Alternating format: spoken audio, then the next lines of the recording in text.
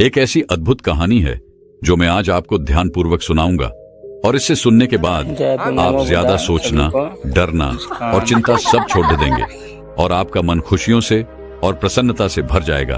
तो चलिए आज की कहानी की शुरुआत करते हैं। दोस्तों, एक समय की बात है, किसी नगरी में एक युवक रहा करता था। वो युवक अत्यंत दुखी था। वो बहुत निराश था। उसे ये समझ नहीं आ रहा था कि आखिर इस दुनिया में हर व्यक्ति अपने मतलब के लिए ही क्यों जीता है। उसे हर जगह हर कोई केवल स्वार्थी नजर आता था। वह हमेशा यही सोचा करता कि उससे कोई प्यार नहीं करता, उसकी कोई परवाह नहीं करता। सब उससे मतलब के लिए अपने संबंध रखते हैं। मतलब खत्म हो जाते ही सब उसे अपने आप से दूर कर देते हैं। दोस्तों, हमारे जीवन में भी कुछ ऐसा ही होता है।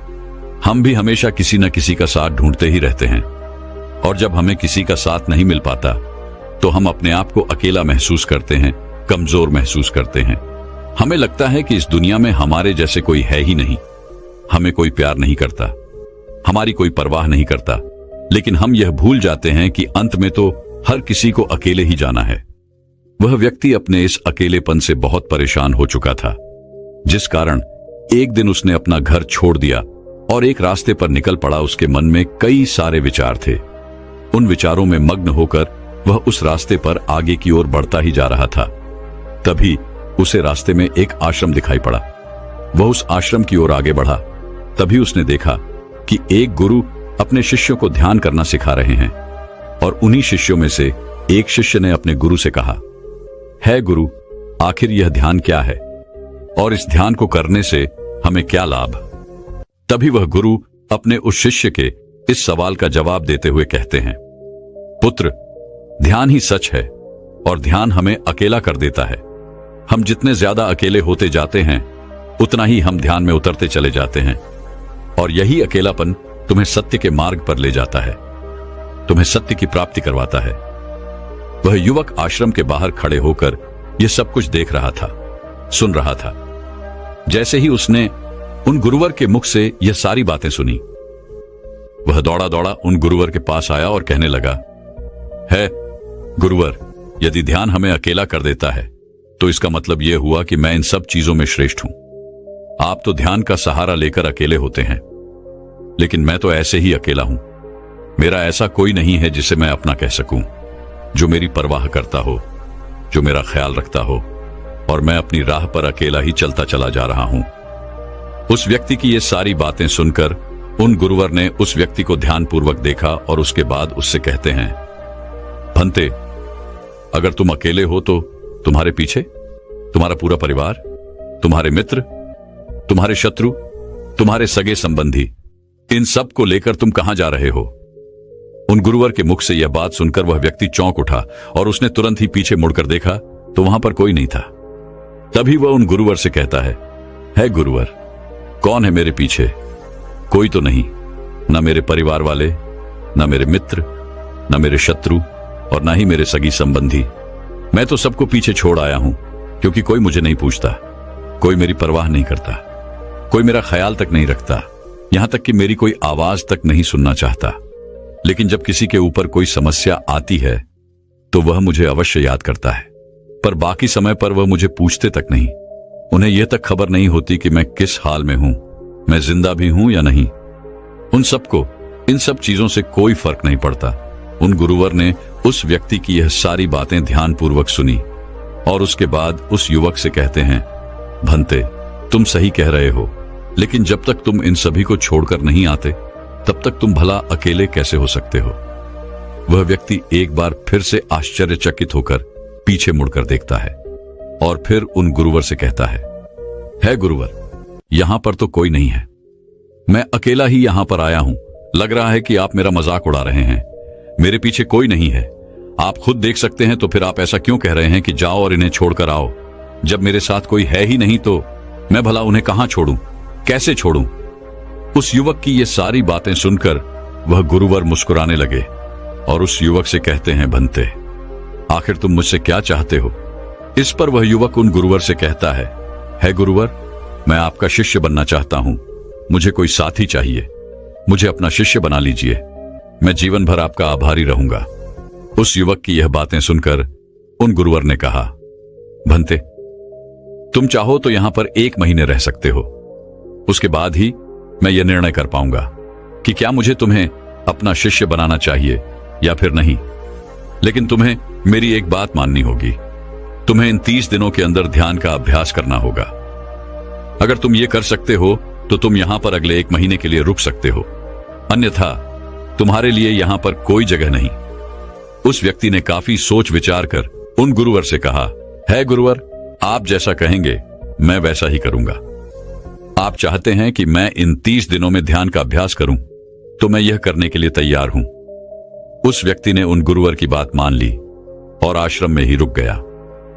अगले दिन सुबह सुबह वह गुरुवर उस व्यक्ति के पास आए और उस व्यक्ति से कहने लगे, भंते, तुम किससे बात कर रहे हो? तुम्हारा ध्यान कहां है? इस पर वह व्यक्ति जवाब देते हुए कहता है गुरुवर, मेरे साथ तो कोई नहीं है, मैं भला किससे बात करूंगा, मैं तो अकेला हूं।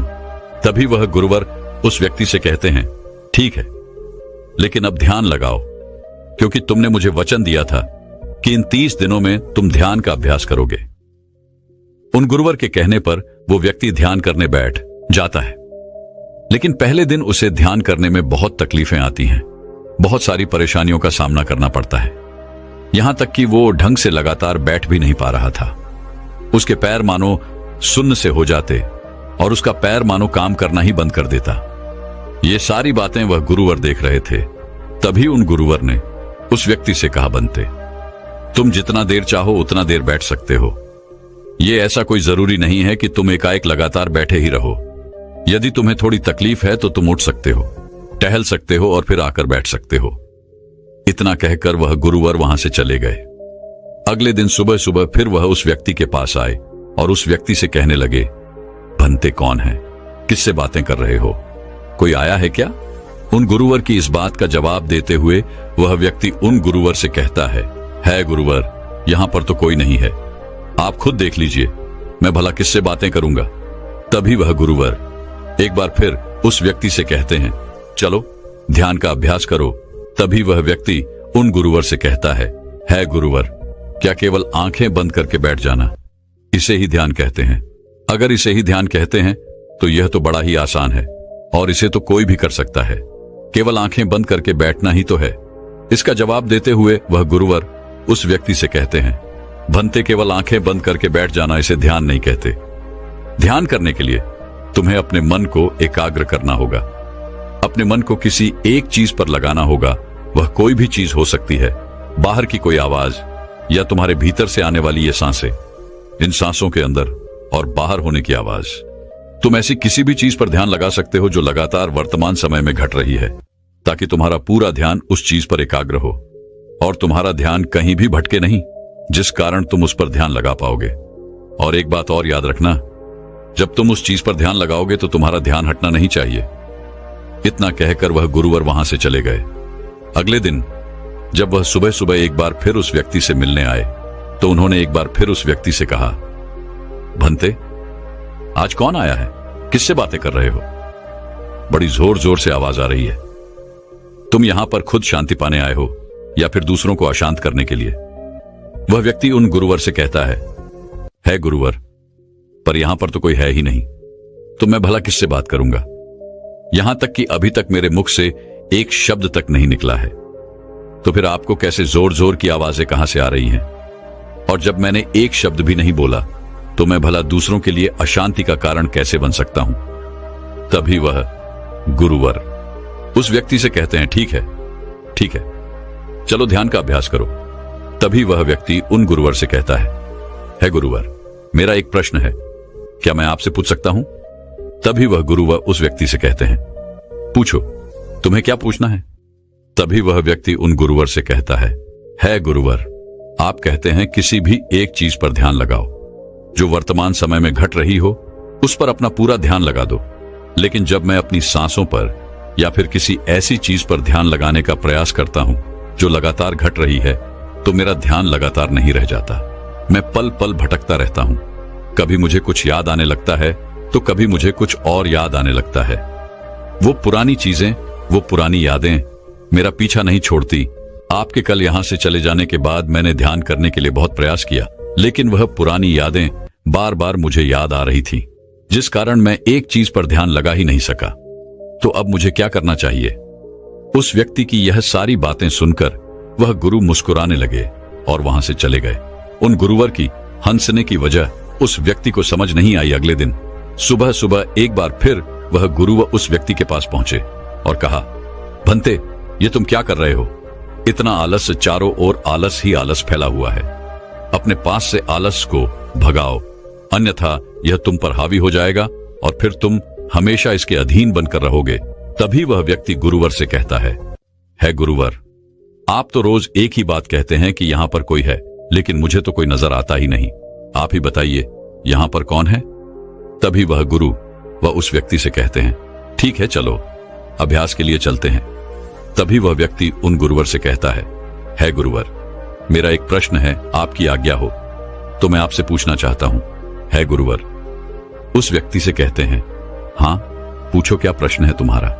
तभी वह व्यक्ति उन गुरुवर से कहता है गुरुवर, आपकी कृपा से अब मैं पहले से बेहतर तरीके से ध्यान कर पा रहा हूं, लेकिन अभी भी मुझे एक समस्या आ रही है, और वह यह है कि जब भी मैं अपनी सांसों पर ध्यान देता हूं तो मेरा मन एकाग्र तो होता है और मैं पहले से ज्यादा और अच्छी तरह से ध्यान भी लगा पाता हूं, लेकिन ध्यान लगाते लगाते मुझे नींद आने लगती है और मैं सो जाता हूं। फिर उसके बाद मुझसे ध्यान नहीं हो पाता। उसके बाद केवल बस मुझे नींद ही नींद आती रहती है और मैं ध्यान की तरफ फिर अपने आप को मोड़ नहीं पाता। उस व्यक्ति की यह बात सुनकर वह गुरुवर उस व्यक्ति से कहते हैं, यह तो अच्छी बात है। इतना कहकर वह वहां से चले जाते हैं। 5वें दिन जब सुबह सुबह वह गुरुवर उस व्यक्ति के पास पहुंचते हैं तो वे कहते हैं, भंते, तुमने इतने लोगों को क्यों बुला रखा है? इतने सारे लोग तुम्हें ध्यान नहीं करने देंगे। तुमने इतने सारे लोगों को क्यों बुलाया है? इन्हें यहां से जल्दी भेजो। मुझे ये बिल्कुल नहीं पसंद। तुम तो यहां पर अकेले आए थे जैसा कि तुमने कहा, तो फिर इतने सारे लोगों को तुमने आज क्यों बुला रखा है? इन्हें अभी के अभी वापस छोड़कर आओ। तभी वह व्यक्ति उन गुरुवर के बारे में मन ही मन ये सोचता है कि लगता है गुरुवर पागल हो चुके हैं। जब भी रोज आते हैं तो हमेशा एक ही बात कहते हैं कि यहां पर कोई है, लेकिन मुझे तो कोई नजर ही नहीं आता। बड़ी विनम्रता से उन गुरुवर से कहा, है गुरुवर, शायद आपकी आंखें जो देख पा रही हैं वह मैं नहीं देख पा रहा हूं। मुझे तो यहां पर कोई नजर नहीं आता। फिर आपको कैसे? यहां पर लोग ही लोग नजर आ रहे हैं। फिर गुरुवर उस व्यक्ति से कहते हैं, अच्छा ठीक है, चलो अब ध्यान का अभ्यास करते हैं। तभी वह व्यक्ति उन गुरुवर से कहता है गुरुवर, मुझे ध्यान के वक्त नींद आती थी। जैसा कि मैंने आपको बताया था, उस पर तो मैंने नियंत्रण पा लिया, लेकिन अब जब भी मैं ध्यान करने बैठता हूं, किसी एक चीज पर अपना ध्यान केंद्रित करता हूं, तो मेरे मन में विचारों का सैलाब होता है। मानो विचारों की बाढ़ सी आ जाती है। इतने विचार तो आंख खोलकर भी मैंने कभी नहीं देखे होंगे, जितने की आंखें बंद करने के बाद मुझे नजर आते हैं। और इन विचारों में कुछ ऐसे विचार भी मेरे मन में आते हैं जिनके बारे में आज तक मैंने सोचा तक नहीं है। मुझे उनके बारे में कुछ भी नहीं पता। ये सब क्यों हो रहा है गुरुदेव? उन गुरुवर ने उस व्यक्ति की यह बात सुनकर उस व्यक्ति से कहा, अच्छा ऐसा हो रहा है। इतना कहकर वह गुरुवर वापस चले गए। अगले दिन सुबह सुबह वह गुरुवर एक डंडा लेकर उस युवक के पास पहुंचे और एक डंडा जड़ते हुए उस युवक से कहते हैं, मैंने तुम्हें पहले ही कहा है, इतने सारे लोग मुझे पसंद नहीं, तुम्हें इन्हें छोड़कर आना होगा। आखिर तुम रोज रोज इन्हें क्यों ले आते हो? इतनी भीड़ इकट्ठा करके तुम्हें क्या लाभ? आज के बाद यह यहां पर नहीं आने चाहिए। इस बात का ख्याल रखना। यदि आज के बाद यहां पर कोई भी नजर आया और तुम्हारी बक बक मुझे सुनाई पड़ी, तो मैं तुरंत ही तुम्हें इस आश्रम से निकाल दूंगा। तभी वह व्यक्ति बड़ी विनम्रता से उन गुरुवर से कहता है गुरुर, मुझे तो यह समझ नहीं आता कि मुझे कोई नजर ही नहीं आता, लेकिन आप रोज एक ही बात कहते हैं कि यहां पर मैंने भीड़ इकट्ठी कर रखी है। जिन लोगों को भी मैंने लाया है उन्हें मुझे छोड़कर आना होगा, लेकिन मैं आपसे हर रोज एक ही बात कहता हूं कि मुझे कोई नहीं नजर आता, ना ही मुझे कोई यहां पर दिखाई पड़ता है और ना ही मैं अपने मुख से एक शब्द भी निकालता हूं, लेकिन फिर भी आप कहते हैं कि आपको लोगों की आवाजें सुनाई पड़ रही हैं। तभी वह गुरुवर है उस व्यक्ति की इस बात का जवाब देते हुए कहते हैं, क्या तुम्हारे मित्र, तुम्हारे परिवार वाले, तुम्हारे सगे संबंधी, तुम्हारे शत्रु, तुम्हारी इच्छाएं, तुम्हारी वासनाएं, ये सब क्या तुमसे मिलने नहीं आते? वह व्यक्ति उन गुरुवर से कहता है, नहीं गुरुदेव, मुझसे कोई मिलने नहीं आता। मैं तो यहां पर अकेला ही आया था और अभी भी मैं अकेला ही हूं, मेरा कोई नहीं। तभी वह गुरु व क्रोधित होकर उस झंडे से उस व्यक्ति पर एक और प्रहार करते हैं और कहते हैं, अभी बैठो, अभी ध्यान लगाओ, और यदि तुम्हारे ध्यान में कोई भी आता है तो मुझे बताओ। वह व्यक्ति उन गुरुवर की बात मान लेता है और तुरंत ही ध्यान करने बैठ जाता है। कुछ देर तक तो वह काफी शांत रहता है, लेकिन कुछ देर बाद ही वह उन गुरुवर से कहता है गुरुदेव, मेरा भाई मुझसे मिलने आया है, साथ में मेरे पिताजी भी हैं। दोनों बहुत दुखी हैं क्योंकि मैं उन्हें छोड़कर यहां जो चला आया हूं। मेरे भाई की तबीयत भी कुछ ठीक नहीं लग रही। वह मुझे बुला रहे हैं। मेरे बड़े भाई की पत्नी अर्थात मेरे भाभी मेरे बड़े भाई के साथ अच्छा व्यवहार नहीं कर रही, और तो और मेरी प्रेमिका भी आई हुई है। वह मुझसे पूछ रही है कि क्या तुम मुझसे शादी करोगे या फिर मैं किसी और से शादी कर लूं। वह भी बहुत दुखी नजर आ रही है। और इतना ही नहीं, मेरे कुछ मित्र भी पीछे खड़े हैं जिनसे मैंने कुछ कर्ज लिए थे। आज वो मुझसे अपना कर्जा मांगने आए हैं, मुझे धोखेबाज कह रहे हैं, मुझे अपशब्द बोल रहे हैं, और वो साथ में मेरे कुछ शत्रुओं को भी लाए हैं। लेकिन मेरे शत्रु मुझे मारना नहीं चाहते। वह तो यह कह रहे हैं कि तू तो पहले से ही मरा हुआ है, तुझे और क्या मारना। इतना कहकर वह व्यक्ति कुछ देर के लिए शांत हो गया, लेकिन उसी के बाद फिर कुछ देर बाद वह एक बार फिर से उन गुरुवर से कहने लगा है, गुरुवर, अब मेरे पास एक बहुत बड़ा घर है, इसे मैंने खरीद लिया है। मैं, मेरे पिता, मेरी माता, मेरा भाई, मेरी भाभी सभी इसमें बहुत मिलजुल के रह रहे हैं। हम बहुत खुश हैं। मैं अब अपने मित्रों से अत्यधिक अमीर हूं। मेरे पास बेशुमार धन दौलत है, और तो और मैंने अपनी प्रेमिका से शादी भी कर ली है और इसका जश्न मना रहे हैं। इतना कहकर वह व्यक्ति एक बार फिर शांत हो गया और फिर कुछ देर बाद और फिर एक बार उन गुरुवर से कहता है गुरुवर, मुझे कोई मारने का प्रयास कर रहा है। लगातार वो मुझ पर प्रहार कर रहा है। मैं उसका चेहरा देखने का प्रयास कर रहा हूं, लेकिन मुझे उसका चेहरा नजर नहीं आ रहा। इतना कहते कहते वह उन गुरुवर से कहता है, गुरुदेव, ये तो आप हैं जो मुझे मार रहे हैं और यह भी कह रहे हैं कि इतनी भीड़ को लेकर क्यों आए हो और इन्हें लेकर कहां जा रहे हो। मेरे साथ तुम्हें अकेले ही चलना होगा। इतना कहकर वह व्यक्ति ध्यान से उठ गया और उनको रुके चरणों में गिर पड़ा और उनसे कहने लगा, है गुरुदेव, आप सही थे। आप जो हमेशा कहते थे कि इस भीड़ को लेकर मैं कहां जा रहा हूं, आप हमेशा यही कहते थे कि इन सबको छोड़कर आओ, लेकिन मुझे कोई नजर नहीं आता था। लेकिन आज मैंने उन सबको देख लिया जिन्हें मैं अपने साथ लेकर आया था, जिन्हें मैं अपने साथ लेकर घूम रहा था। हर कोई मेरे साथ ही है, मेरे पास है। लेकिन मैं ये सोच रहा था कि आखिर मैं इतना बेचैन क्यों हूं और मेरी बेचैनी की वजह क्या है। उस व्यक्ति की यह सारी बातें उन गुरुवर ने ध्यानपूर्वक सुनी और उसके बाद वो वहां से चुपचाप उठकर चले गए। उसके बाद से वो गुरुवर उसके पास कभी नहीं आए।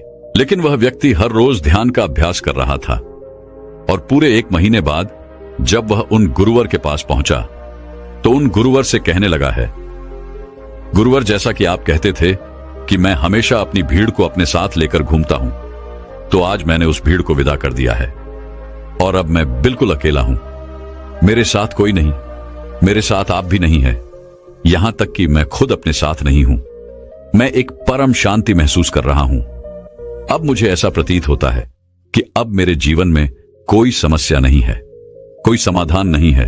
मैं बहुत हल्का महसूस कर रहा हूं, मैं बहुत अच्छा महसूस कर रहा हूं, और इस शांति में जो आनंद है इसका क्या कहना। तभी वह गुरुवर उस व्यक्ति से कहते हैं, भंते, अगर तुम चाहो तो इस अकेलेपन को लेकर तुम अपनी दुनिया में वापस जा सकते हो। अव्याधि, तुम उस संसार में वापस भी लौट जाओ। भले ही लोग तुम्हारे आसपास क्यों न रहे, भले ही पूरी भीड़ तुम्हारे साथ क्यों न रहे, लेकिन फिर भी तुम अकेले ही रहोगे। फिर चाहे वह तुम्हारे रिश्तेदार हो, सगे संबंधी हो, परिवार वाले हो, तुम्हारे मित्र, तुम्हारे शत्रु, तुम्हारी भावनाएं या फिर तुम्हारी प्रेमिका, इन सब के साथ रहकर भी तुम पूर्ण रूप से अकेले ही रहोगे। और इतना ही नहीं, तुम्हारे जीवन में जब भी कोई बुरी परिस्थितियां आएंगी तब भी तुम बिल्कुल अकेले और शांत रहोगे और तुम हर परिस्थितियों का समाधान निकालने में भी अब पूरी तरह सक्षम हो चुके हो। और यदि अब तुम चाहो तो मैं तुम्हें अपना शिष्य बना सकता हूं, क्योंकि हो सकता है तुम्हें यह लग रहा हो कि यह 30 दिन तो पूरे खत्म हो चुके, लेकिन ध्यान का मार्ग अभी शुरू हुआ है। और याद रहे कि अभी तो बहुत कुछ सीखना है, जानना है, लेकिन कुछ रखना नहीं है। यह मार्ग अभी शुरू हो रहा है और यह मार्ग अति लंबा है और इस मार्ग की शुरुआत शांति से ही होती है। तभी वह व्यक्ति उन गुरुवर को प्रणाम करता है और उनसे कहता है, हे गुरुवर, मैं अपने घर वापस लौटना चाहता हूं, अपने उस संसार में वापस जाना चाहता हूं ताकि मैं अपनी जिम्मेदारियों को निभा सकूं और साथ ही साथ इस मार्ग पर भी आगे बढ़ सकूं। यदि आपकी आज्ञा हो। इतना कहकर वह व्यक्ति शांत हो गया। तभी वह गुरु मुस्कुराने लगे और उस व्यक्ति से कहते हैं, भंते मन शांत हो तो सब हो सकता है। तुम संसार में रहकर भी अकेले रह सकते हो, लेकिन एक बात याद रखना कि हमें सीखना बहुत कुछ है, जानना बहुत कुछ है, लेकिन रखना कुछ भी नहीं। अब तुम जा सकते हो, तुम्हारा कल्याण हो। तो दर्शकों, चलिए अब ज्यादा सोचने के ऊपर अगली कहानी की शुरुआत करते हैं। संपूर्ण मानव जाति एक दौड़ में लगी हुई है, एक ऐसी दौड़ जो कभी पूरी नहीं होती, जो उसके जन्म के साथ शुरू होती है और मरने तक उसका पीछा नहीं छोड़ती। लेकिन क्या कभी आपने ध्यान दिया है कि यह दौड़ किस चीज की है? जरा ठहरकर खुद से पूछिए कि आप किसके पीछे दौड़ रहे हैं और वास्तव में क्या यह दौड़ कभी पूरी हो सकती है? जिन भौतिक सुख सुविधाओं को इकट्ठे करने में इंसान लगा रहता है, क्या वास्तव में वो भौतिक सुख सुविधाएं उसे शांति या फिर आनंद प्रदान कर सकती है? सिकंदर ने मरने से पहले अपने सभी मंत्रियों को कहा था कि जब मेरी अर्थी उठाई जाए तो मेरा शरीर ढका हुआ नहीं होना चाहिए, मेरी हथेलियां खुली होनी चाहिए, ताकि सारी दुनिया यह देख सके कि जो सिकंदर पूरी दुनिया को जीत सकता था, वो भी अपने साथ कुछ नहीं ले जा सका। उसके हाथ खाली के खाली रह गए। लेकिन जीवन की बागडोर ऐसी होती है कि उसे कभी ठहरने का वक्त ही नहीं मिलता। कभी वह सोच विचार ही नहीं करता कि जीवन का सबसे बड़ा सुख क्या है और इसके विपरीत जीवन का सबसे बड़ा दुख क्या है। सुख सुविधाएं तो बहुत लोग इकट्ठा कर लेते हैं, लेकिन सही मायने में उसका भोग कितने लोग कर पाते हैं? वही भौतिक वस्तुएं जो उसने अपने आनंद, अपनी शांति के लिए संग्रहित की थी, वही सुख सुविधाएं उसके दुख का कारण बन जाती हैं। जब पैसा नहीं कमाया था तो पैसा ना होने का दुख था, और जब पैसा कमा लिया तो वही पैसा उसके बच्चों के लिए या उसके लिए झगड़े का कारण बन जाता है। तो फिर कैसे सुख सुविधाएं, किन चीजों के पीछे आप भाग रहे हो? आज की जो कहानी मैं आप लोगों को सुनाने वाला हूं, उसमें आपको जीवन का सबसे बड़ा दुख और सबसे बड़ा सुख पता चलेगा। इससे पहले कि आप इस कहानी में खो जाएं, इस चैनल को सब्सक्राइब जरूर कर लें। तो चलिए कहानी शुरू करते हैं। अपनी गरीबी के दिन याद करके सेठ धनानंद की आंखों में आंसू आ गए। आज उसने जीवन में सब कुछ हासिल कर लिया था। सारी सुख सुविधाएं उसके पास थी। घर में नौकर चाकर थे, हजारों लोग उसके नीचे काम करते थे, जो उसकी एक आवाज पर उसके पास खड़े होते थे। लेकिन फिर भी आज सब कुछ हासिल कर लेने के बाद भी वो दुनिया में अपने आप को सबसे गरीब आदमी समझ रहा था। आखिरकार अपनी गरीबी के दिन याद करके उसकी आंखों में आंसू आ गए। उसके पास कुछ नहीं था, लेकिन तब भी वो प्रसन्न रहता था। लेकिन आज सब कुछ होने के बाद भी वो प्रसन्न नहीं था। और दुनिया में वही आदमी सबसे गरीब होता है जो सब कुछ होते हुए भी अकेला महसूस करता है। उसे एहसास होने लगा था कि धन संपदा या भौतिक सुख सुविधाएं उसके मन की पूर्ति नहीं कर सकती। लेकिन अब तो बहुत देर हो चुकी थी। उसका पूरा जीवन बीत चुका था। अब पूरे जीवन की कमाई उसे व्यर्थ लगने लगी। उसे लगने लगा कि उसने जो कुछ कमाया वो सब यूं ही था, व्यर्थ था। ये एहसास उसे जीवन में पहले कभी नहीं हुआ था। काश उसे ये एहसास पहले हो गया होता तो वह ठहर जाता, रुककर चिंतन करता कि जो चीज वह इकट्ठी कर रहा है, क्या वास्तव में वह इकट्ठी करने लायक है। अगर उसे यह बात पहले पता चल गई होती तो वो अपने जीवन में सार्थकता खोजने की कोशिश करता। वो उस रहस्य के बारे में खोज करता जो उसके मन की पूर्ति करता, जो उसका अकेलापन दूर करता, जो उसके जीवन को संपूर्ण बना देता। उसने अपने दोनों बेटों को अपने पास बुलाया और उन्हें जीवन की सीख समझाने की कोशिश करने लगा।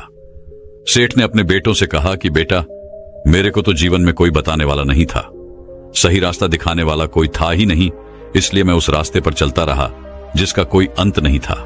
और आखिर में पहुंचकर मुझे महसूस हुआ कि जितना रास्ता मैं तय करके आया हूं उतना ही रास्ता बाकी और है।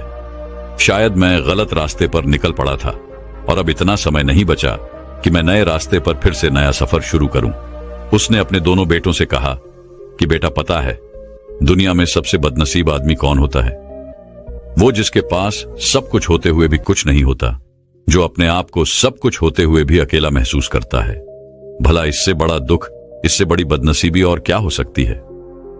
यह सुनकर उसके बड़े बेटे ने कहा कि पिताजी, सब कुछ तो आपके पास है, धन संपदा, पूरा परिवार, सारी खुशियां आपके पास है, लेकिन फिर भी आप अपने आप को बदनसीब क्यों समझते हैं? उसका बड़ा बेटा वह नहीं समझ पा रहा था जो उसके पिता उसे समझाने की कोशिश कर रहे थे। फिर भी उसने अपनी बात को समझाने की कोशिश करते हुए कहा, अभी तुम्हें लगता है कि जीवन में तुम्हारे पास सब कुछ है। मुझे भी तुम्हारे उम्र में ऐसा ही लगता था, लेकिन अब मैं बूढ़ा हो चला हूं। कुछ समय बाद मेरी मृत्यु भी नजदीक है और अब मुझे एहसास हो रहा है कि दुनिया में तो सब कुछ पीछे छूट जाता है। घर, परिवार, रुपया, पैसा, धन संपदा, सब कुछ यही रह जाता है और आखिर में मेरे साथ जाएगा क्या? क्या मैं दुनिया में सबसे अकेला इंसान नहीं हूं? क्या मैं दुनिया का सबसे बदनसीब आदमी नहीं हूं, जिसके पास सब कुछ होते हुए भी वह अपने साथ कुछ भी नहीं ले जा सकता? सेठ के बेटे ने सेठ से सवाल पूछा कि पिताजी, फिर दुनिया में क्या इकट्ठा करना चाहिए? ऐसे तो हर इंसान अकेला ही होता है। कौन इंसान इस दुनिया में भला ऐसा होता है जो अपने साथ इस दुनिया की सुख सुविधाएं या फिर अपना परिवार को साथ लेकर जाता है? सब लोग तो अकेले ही जाते हैं। फिर तो दुनिया में हर एक आदमी बदनसीब ही हुआ। यही सवाल सेठ के मन में भी उठ रहा था, लेकिन उसके खुद के पास इसका कोई जवाब नहीं था, तो वह अपने बेटे को भला इसका क्या उत्तर देता। इसीलिए उसने अपने बेटे से कहा कि बेटा, मैं खुद इस सवाल का जवाब तलाश रहा हूं। अगर एक आदमी के पास सब कुछ होते हुए भी वह अकेला है, उन भौतिक सुख सुविधाओं का वह भोग नहीं कर पा रहा है, तो वह सबसे बड़ा दुख हुआ। मैं मानता हूं दुनिया का सबसे बड़ा दुख यही है कि आपके पास सब कुछ होते हुए भी आप अकेलापन महसूस करो। लेकिन इसके विपरीत दुनिया का सबसे बड़ा सुख क्या हो सकता है? इस सवाल का जवाब तो मेरे बेटे मुझे भी नहीं पता। इसीलिए मैं यह चाहता हूं कि मेरे मरने से पहले जिस सवाल का जवाब मुझे नहीं मिला, वह जवाब तुम अपने जीवन में ढूंढो। और यकीन मानो, अगर तुमने अपने जीवन में इस सवाल का जवाब ढूंढ लिया तो तुम दुनिया के सबसे सुखी इंसान कहलाओगे। यह कहानी सुनाकर गुरु ने अपने शिष्यों से सवाल पूछा कि दुनिया में सबसे बड़ा सुख क्या होता है? सभी शिष्य ध्यानपूर्वक अपने गुरु की यह कहानी सुन रहे थे। संध्या का समय था। धीमी धीमी हवा चल रही थी, जिससे कि पेड़ की पत्तियां हिल रही थीं। आसमान में पक्षी सहचा रहे थे। सूर्य अस्त होने को आया था और सभी शिष्य अपने गुरु से इस सवाल का जवाब जानना चाहते थे। लेकिन इससे पहले ही गुरु ने अपने शिष्यों से सवाल पूछ लिया। इसका उत्तर देते हुए एक शिष्य ने कहा कि गुरुदेव, दुनिया में सबसे सुखी इंसान वही है जिसका शरीर सुखी है। अगर आपके शरीर में बीमारियां हैं तो आपके पास कितनी भी भौतिक सुख सुविधाएं हों, आपके लिए वो व्यर्थ है। और इसके विपरीत अगर आपका शरीर सुखी है, अगर आपका शरीर स्वस्थ है, तो चाहे आपके पास कुछ भी नहीं हो, लेकिन उसके बावजूद आप अपने जीवन में सुखी रहोगे। इसीलिए संसार का सबसे बड़ा धन हमारा शरीर होता है। यह सुनकर दूसरे शिष्य ने उसका विरोध करते हुए कहा कि गुरुदेव, दुनिया में बहुत से लोग ऐसे हैं जिनका शरीर एकदम स्वस्थ है, लेकिन बावजूद इसके वो अपने जीवन में सुखी नहीं है। मैं मानता हूं कि जीवन में सबसे ज्यादा सुखी वही इंसान है जिसका मन सुखी है। गुरु ने अपने इस शिष्य से सवाल किया कि अच्छा ये बताओ कि मन को सुखी किस प्रकार किया जा सकता है। इसका जवाब देते हुए उस शिष्य ने कहा कि गुरुदेव, मन कभी भी संतुष्ट नहीं होता है। अगर हम किसी प्रकार मन को संतुष्ट करना सीख लें तो फिर हम किसी भी परिस्थिति में आनंद और शांति से रह सकते हैं। लेकिन समस्या यही होती है कि मन का भला कभी होता ही नहीं है। मन को चाहे कितना भी खिला दो, लेकिन उसकी भूख कभी पूरी नहीं होती। चाहे उसको कितना ही धन दे दो, लेकिन बावजूद इसका लालच बढ़ता ही जाता है। अब गुरु ने सभी शिष्यों को समझाना शुरू किया। गुरु ने कहा कि अज्ञानतावश मनुष्य कभी यह समझ नहीं पाता कि उसका मन हमेशा से खाली था, लेकिन व्यर्थ की चिंताएं, व्यर्थ के लक्ष्य अपने जीवन में बनाकर उसने अपने मन को बांध लिया। जिस मन की प्रवृत्ति हमेशा खाली रहने की थी, उसने उस मन को कूड़े कचरे से भर लिया। इसीलिए वह मन जो बचपन में हमेशा खाली रहता था, हर चीज में, हर खेल में आनंद ढूंढ लेता था, अकेले में भी आनंद पूर्वक, शांति पूर्वक रहता था, अब वही मन सब कुछ मिल जाने के बाद भी हमेशा दुखी रहता है। लेकिन अगर इंसान सिर्फ वर्तमान में रहना सीख ले, सिर्फ इतना सा होश प्रकट कर ले कि उसे हमेशा वर्तमान में रहना है, ना तो भविष्य की कल्पनाओं में, ना अतीत की यादों में, सिर्फ वर्तमान में, सिर्फ इस एक सूत्र से वो अपने पूरे जीवन को बदल सकता है। वर्तमान में रहकर सभी सूक्ष्म सुविधाओं का भोग करना, पूर्ण होश के साथ, पूर्ण आनंद के साथ हर एक चीज का भोग करना, सिर्फ यही जीवन को सुखी बना सकता है। हम हर चीज को, हर काम को, हर रिश्ते को आधे अधूरे मन से निभाते हैं। जैसे कि खाना खाते समय हमारा दिमाग कहीं रहता है, हमारा शरीर कहीं रहता है, और इसीलिए जब शरीर और मन में दूरी पैदा होती है तो उससे तनाव पैदा होता है। अगर आपका शरीर और आपका मन और मस्तिष्क सभी एक जगह पर संगठित होना सीख लें, तो फिर आप अपने जीवन में उस शांति, उस आनंद का एहसास कर पाएंगे जो बड़े बड़े योगी पहाड़ों में तपस्या करके प्राप्त करते हैं। लेकिन इसके लिए जीवन में ज्ञान के प्रकाश का उदय होना बहुत आवश्यक है, क्योंकि अज्ञानता में आप अपने मन को कभी नहीं समझ पाएंगे। मन को समझना इस दुनिया का सबसे कठिन कार्य होता है। अगर आप अपने मन को जबरदस्ती वर्तमान में खींच कर लाने की कोशिश करेंगे तो आप बहुत जल्दी परेशान हो जाएंगे। ये कार्य बड़े धीरे धीरे, बड़ी निष्ठा और प्रेम के साथ किया जाता है, बड़े संयम के साथ किया जाता है। अगर आप इसको जबरदस्ती करने की कोशिश करेंगे तो आप तनाव में आ जाएंगे, आप बहुत जल्दी हार मान लेंगे। इसलिए कदम कदम पर आगे बढ़ा जाए तब मंजिल सामने ही है। और यह कहकर गुरु ने सभी शिष्यों से कहा कि अब हम ध्यान करेंगे। ध्यान करने से मनुष्य का मन, उसका मस्तिष्क वर्तमान में स्थापित होना सीख जाता है।